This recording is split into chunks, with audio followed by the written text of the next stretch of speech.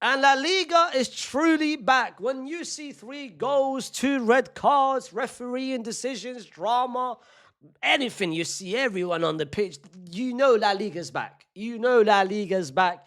But let's talk about it. Let's talk about the first half. Let's talk about the second half. Let's talk about whether the 2 red cards that Mallorca got in the first half was the right decisions or not. Let's talk about the refereeing performances. Let's talk about player performances. Let's talk about the whole game itself. Before we start, before we go any further, don't forget to, of course, like the video, subscribe to the channel, the road to 100K, as I am trying to get to 100K. And, of course, comment your own thoughts about the game and your own observations of the game, your own takeaways of the game. The game itself is a game of 2 halves. I'm going to be so real. The first half was a bit entertaining. The second half wasn't really entertaining, even though Barcelona were playing against 9 players. But I'll cannot explain you why it wasn't entertaining from that point of view.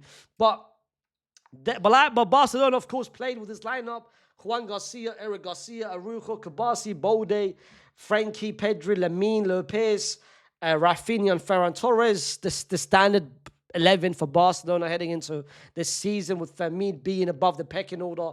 Eric Garcia getting a start over Koundé, which was a surprise, but I don't think it's going to be the whole season. I think it's going to be a one-off game. Koundé, I think, will be the main right back for Barcelona and Hansi Flick. But the game itself started straight away. Lamine Yamal, within the first minute of the game, absolutely cooked Mojica. Not make him, bro. He had 2 dribbles within 30 seconds of the game. And the moment that happened, I knew Lamine Yamal was on smoke. I knew Lamine Yamal was approaching the season as a you know what? I showed you guys what I can do the past 2 years, and you guys saw what you saw. I'm about to make this season my own, fam. In crazy start. And it continued by the pass that he made to, of course, Raphinha, which they continued their partnership from last season. Great cross from Lamine Yamal. Great finish by Raphinha, and 1-0 to Barcelona. And it continued. The second goal, which is, of course, the controversial decision. It was one of three controversial decisions.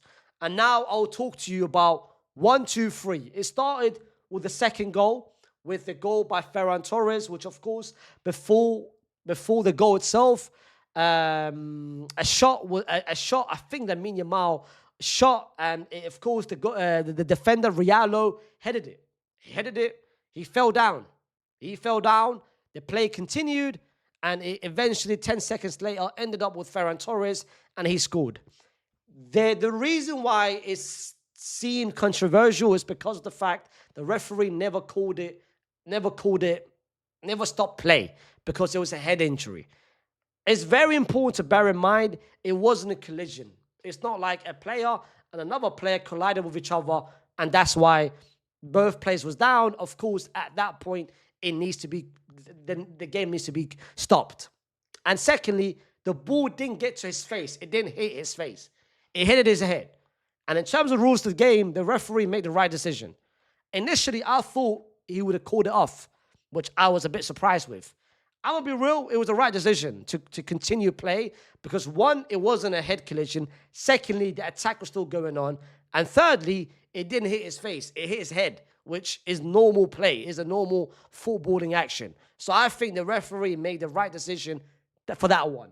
The second decision was the red card by Morianes. It was a double yellow. It was 2 yellows, second yellow, and his second yellow was taking down Lamine Yamal when Lamine Yamal went past 3 players, and Lamine Yamal was approaching the box and was about to shoot, was about to find the pass. That is an easy second yellow. Let's be real, yeah? That's a great decision by the referee as well, to give it a second. I can't remember what his first yellow card was, and again, I don't know what that was, but if you're asking me whether his second yellow was the right yellow, absolutely. You're taking down a player when he's about to approach the box and he's about to shoot. You're ruining an attack. Of course, that's a yellow. 100% is a yellow. It can be anywhere on the pitch. That's a yellow card. So that is the right decision once again. The third decision was Murigi. Murigi made a challenge with Juan Garcia. It was a high foot contact with his face. Why would that not be a red card as well? Why would that not be a red card as well? Initially, the referee gave him a yellow, But after VAR intervened, he checked the cameras, checked the tapes, came back, changed the yellow to a red. And it was the right decision as well. That one, Madrid fans were upset with it. But how can you look at that decision and say to yourself, it's not a red? When there was easily contact, high foot, contact with the foot, the leg, the boot with his face, fam. That's a dangerous play. That's a red card. Brother, it can be a Madrid player, it can be a Barcelona player, it can be any sort of player. That's a red card. I don't understand how that would upset you, or you would say, well, that's a wrong decision. The Barcelona, the referee, and is helping them. All three decisions in this game was the right place. Listen, I'm a person who understands that La Liga referees are not the best. They're not the best. They're actually far from best. They're not good. They're not adequate. But this game, every decision which was made in terms of the red card, in terms of the second red card, in terms of the second goal by Ferran Torres, it was all the right decisions. Then, second half, it became dead. It became dead. What do you expect when you've got 8 players just defending outside their box and just parking the box? It was dead. Like Barcelona, I felt like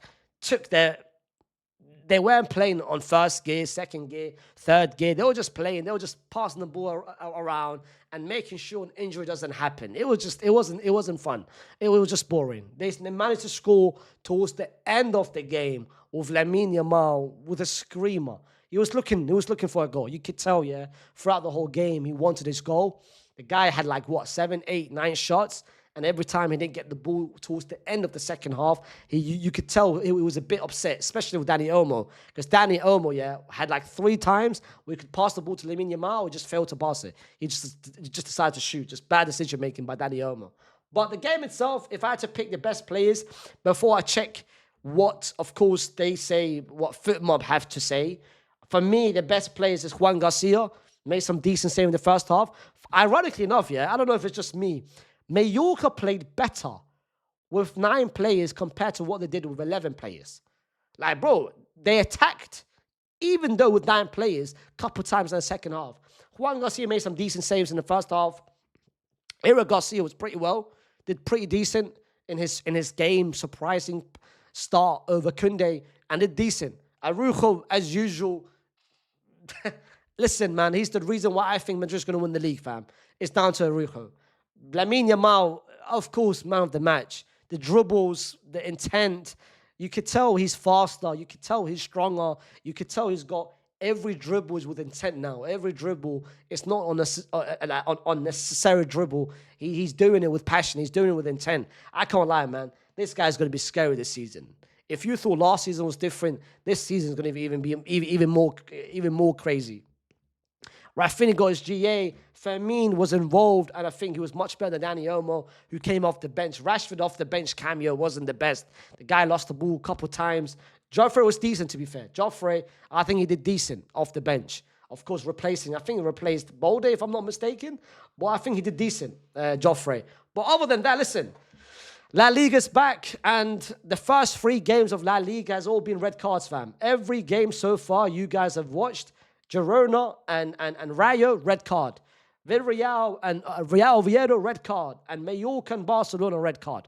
So La Liga is truly, truly back. But it was a game which Barcelona was expected to win. I don't think anyone's surprised by the result. I don't think anyone's surprised by the stats. Barca was expected to win. I had, before the game started in my watch-along, I predicted 3-1 Barca. They scored 3 goals, so I was right. And I thought they would concede 1 more goal. But as for Mallorca, I can't lie, one person who, for me, did okay, even though he got cooked, was Mojica. I think he gave Lamine Yamal a decent battle. I think he gave him a good battle. Lamine Yamal got the best out of him most of the time, but I think he stood his ground pretty well. Most players would cave in. Most players would feel scared, would be taken out. I know he got taken out towards the end of the game, but I think he did decent. That's the reason why he got applauded by all the fans, because he did it. It was a decent battle with Lamine Yamal. Pablo Torre, I was disappointed. I felt like, listen, you're playing against your former team. You want to impress. You want to showcase why they made a mistake in setting him. In the first half, before Barcelona scored the second goal, Bro, there was a couple times, yeah, he made the wrong decision, the wrong play. There was a couple times where he should be offloading the ball. He never did it. He took too many touches. He kept the ball longer than what he should be doing. I wasn't happy with Pablo Torre. But listen, Barcelona, of course, they win, convincing. The next game for Barcelona is a game against Levante, but the game which I'm looking forward the most is Rayo. I think Rayo, out of the first three away trips, I think Rayo could possess the toughest challenge, which I'm looking forward to. But put down in the comments what you guys made of the game.